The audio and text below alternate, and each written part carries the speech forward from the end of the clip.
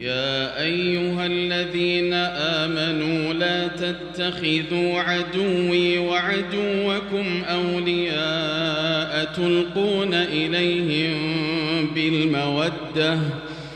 تلقون إليهم بالمودة وقد كفروا بما جاءكم من الحق يخرجون الرسول وإياكم أن تؤمنوا بالله ربكم إن كنتم خرجتم جهادا في سبيلي وابتغاء مرضاتي تسرون إليهم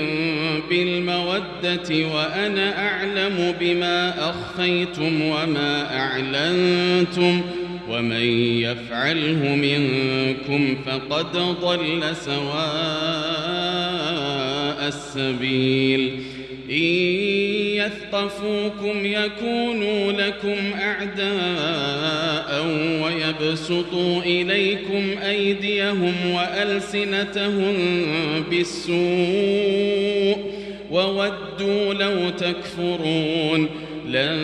تنفعكم أرحامكم ولا أولادكم يوم القيامة يفصل بينكم والله بما تعملون بصير قد كانت لكم أسوة حسنة في إبراهيم والذين معه إذ قالوا لقومهم إنا براء منكم ومما تعبدون من دون الله كفرنا بكم وبدا بيننا وبينكم العداوة والبغضاء أبدا حتى تؤمنوا بالله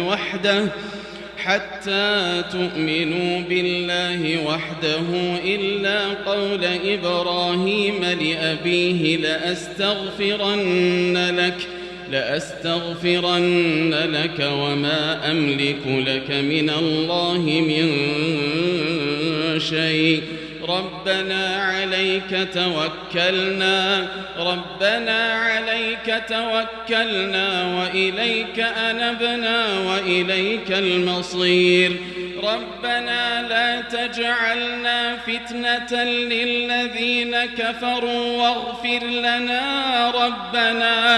واغفر لنا ربنا إنك أنت العزيز الحكيم لقد كان لكم فيهم أسوة حسنة لمن كان يرجو الله واليوم الآخر ومن يتول فإن الله هو الغني الحميد عسى الله أن يجعل بينكم وبين الذين عاديتم منهم مودة والله قدير والله غفور رحيم لا ينهاكم الله عن الذين لم يقاتلوكم في الدين ولم يخرجوكم من دياركم أن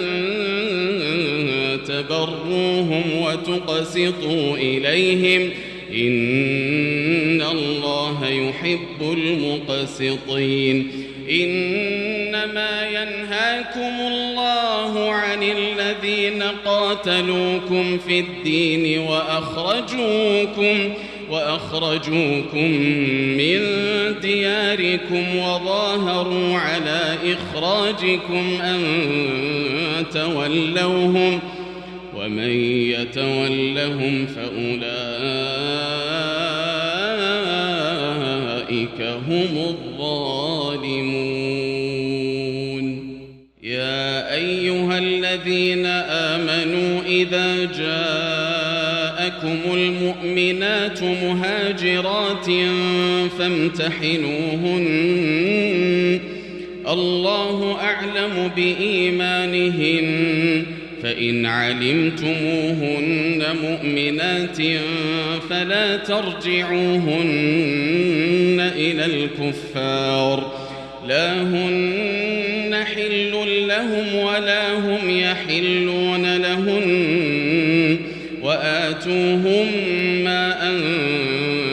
أنفقوا ولا جناح عليكم أن تنكحوهن إذا آتيتموهن أجورهن ولا تمسكوا بعصم الكوافر واسألوا ما أنفقتم وليسألوا ما أنفقوا ذلكم حكم الله يحكم بينكم والله عليم حكيم وإن فاتكم شيء من أزواجكم إلى الكفار فعاقبتم فآتوا الذين ذهبت أزواجهم مثل ما أنفقوا واتقوا الله الذي أنتم به مؤمنون يا أيها النبي إذا جاءك المؤمنات يبايعنك على ألا يشركن بالله شيئا ولا يسرقن ولا يزنين ولا يقتلن أولادهن ولا يأتين ببهتان يفترينه بين أيديهن وأرجلهن ولا يعصينك في معروف فبايعهن واستغفر لهن الله إن الله غفور رحيم يا أيها الذين آمنوا لا تتولوا قوما غضب الله عليهم قد